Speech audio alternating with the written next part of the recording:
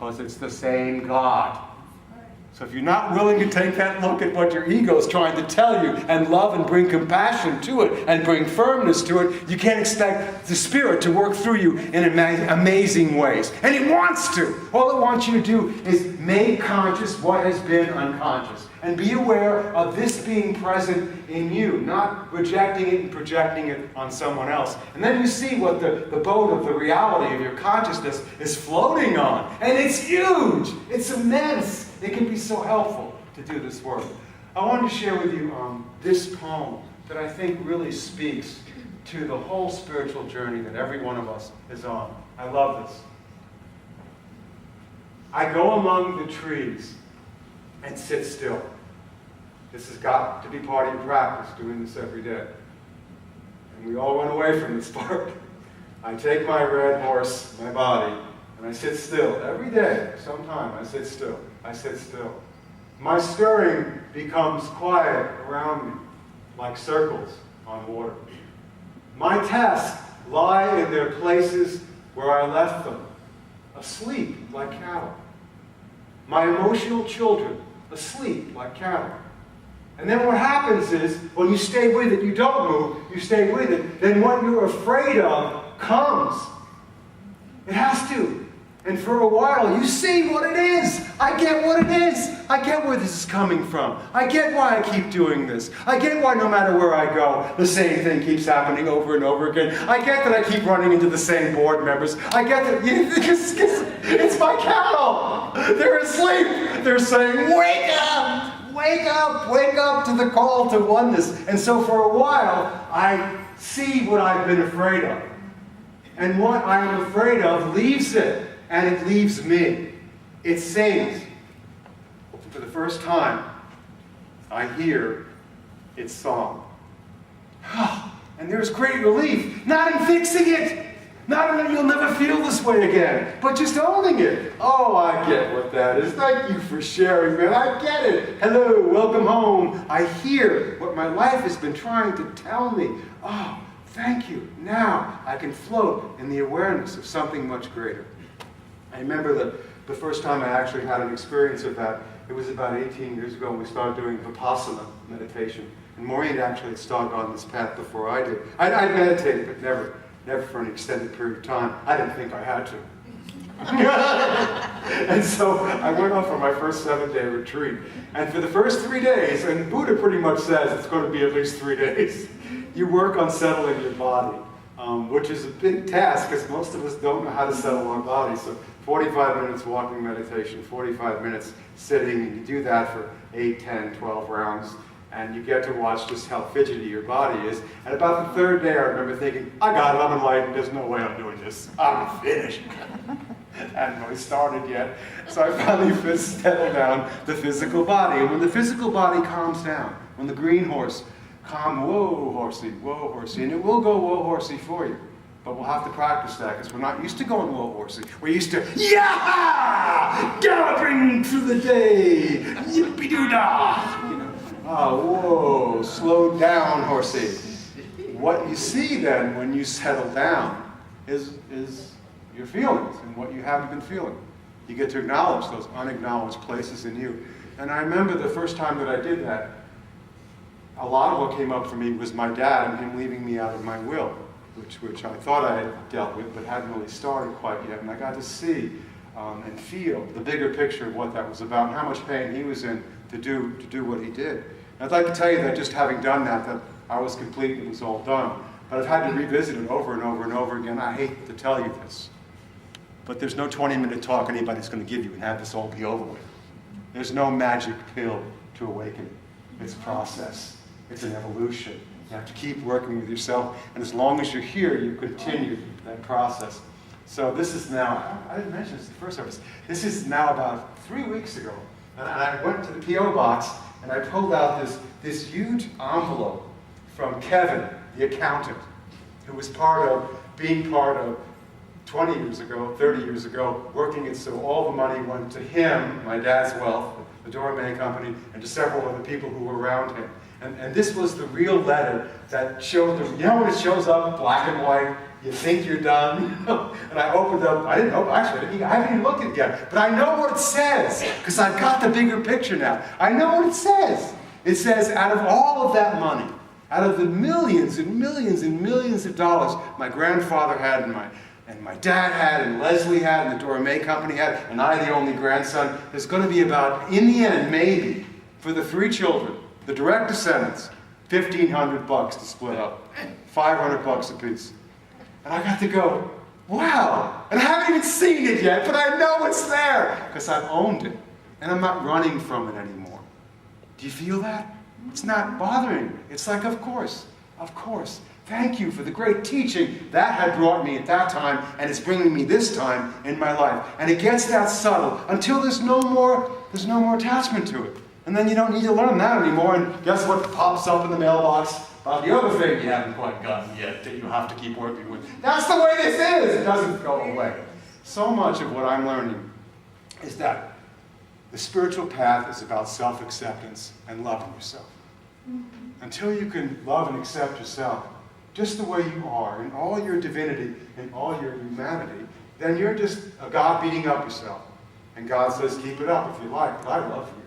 And you are my beloved, in whom I'm well pleased, and you don't need to keep abusing yourself in this way. You can begin to love yourself just as you are, because you're beautiful, and you're like everybody else. And when I embrace my own suffering, then my pain, what he did to me, becomes our pain, and what we do to each other. And everything shifts. And the Buddha said, I come to teach you suffering and the end of suffering. Not by getting rid of it, but by seeing it for the great teacher and teaching it can be. And then when other people come in your life, you're able to help them because you see the bigger picture. You get why we're all angry. For many reasons we should be. Especially with what's going on now. But we're not going to stop there with them fixing something. We're going to work on healing it inside of ourselves. And a great awakening happens when we do that. And your willingness to do this deeper work, is not easy. That's why the place isn't packed up and full. Because it's much easier to talk about who the bad guy is. And why they are going to, and we are here. On the right side of the Lord. You know what I'm saying? We're here now.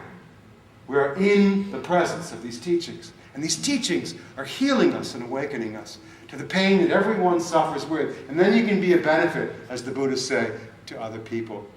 There was a man who came to our church in Seattle, and his daughter was with him, and she was dying of inoperable brain cancer, that no matter what they did, it wasn't working, and she was leaving.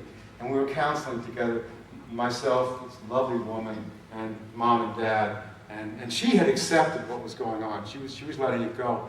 But they were just, and particularly Dad, was in this deep, incredible pain and suffering of the thought of losing his dear, sweetest, most darling daughter.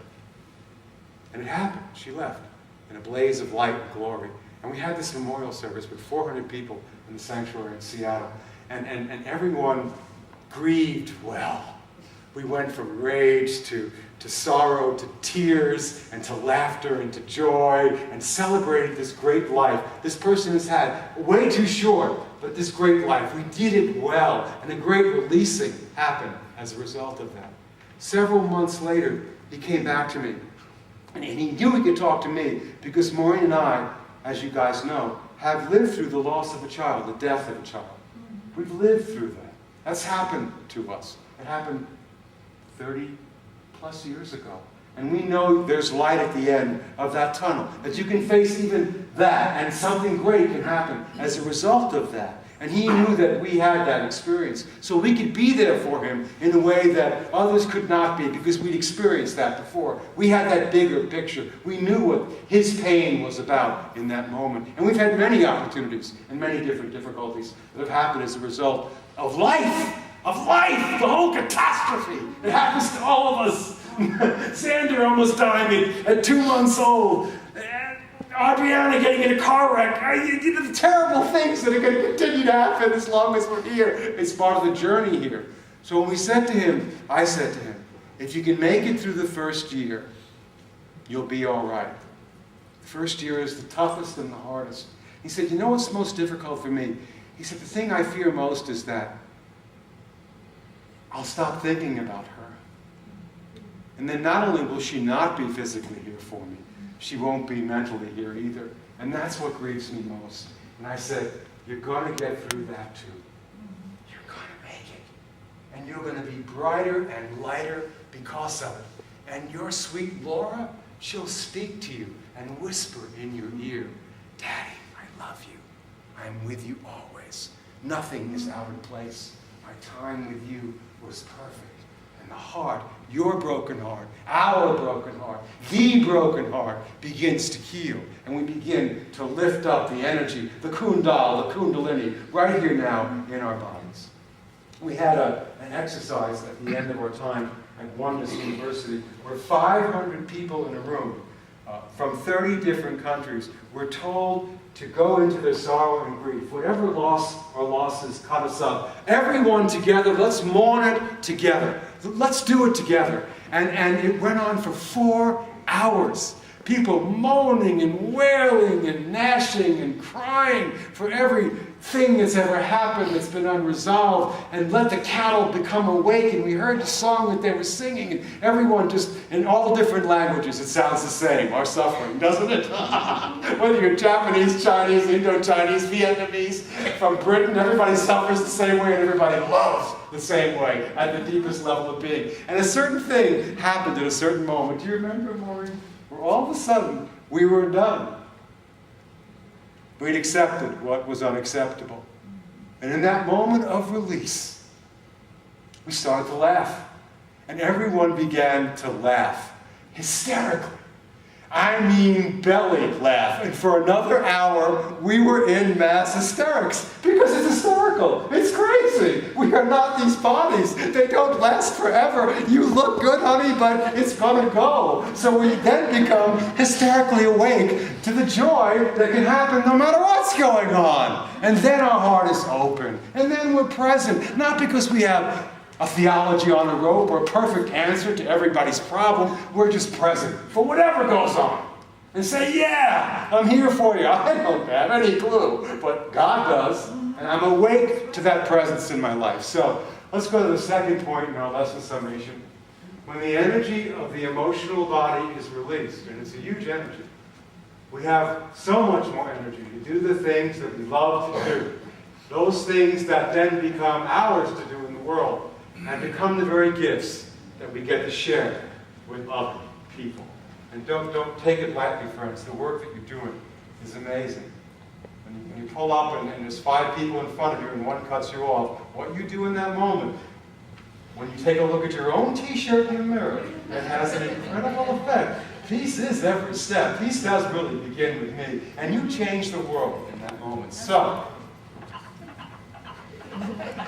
where are you going, cowboy? I'm trying and learning how to stay in my heart and stand in my strength. I'm going home. Come with me, yes? Let's do the work together. Namaste. Namaste.